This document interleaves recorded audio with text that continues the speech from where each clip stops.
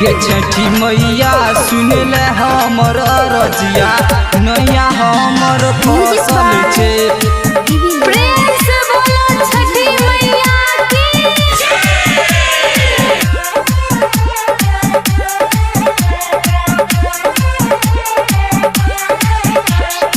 गे छठी मैया सुन ले हमर रजिया नैया हमर फसल छे।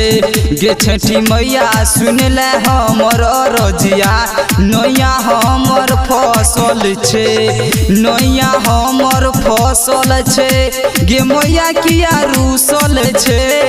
तो कैलियो साले साले भर बरतिया तब किया रूसल छे। गे छठी मैया सुन ले हमर रजिया हमर नैया फसल छे।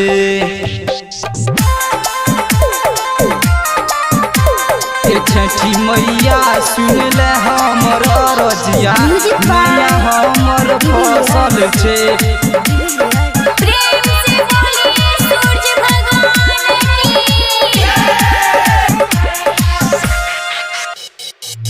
तो जोरा जोरा दिलियो रे सुपना रे यारवा अगर भी न सरबा मयोगे।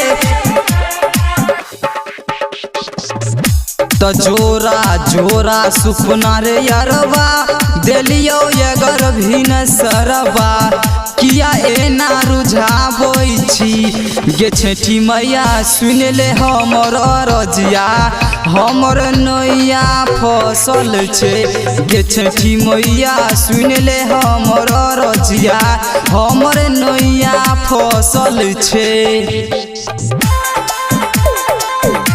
गे छठी मैया सुन ले हमर रजिया नैया हमर फसल छे। प्रेम से बोलो छठी मैया की।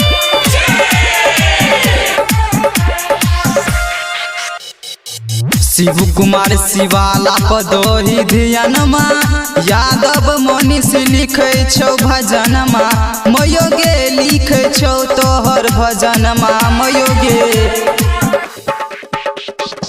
शिव कुमार शिवाला पदोही ध्यानमा यादव मनीष लिखे छौ भजनमा मयोगे लिखे छौ तोहर भजनमा।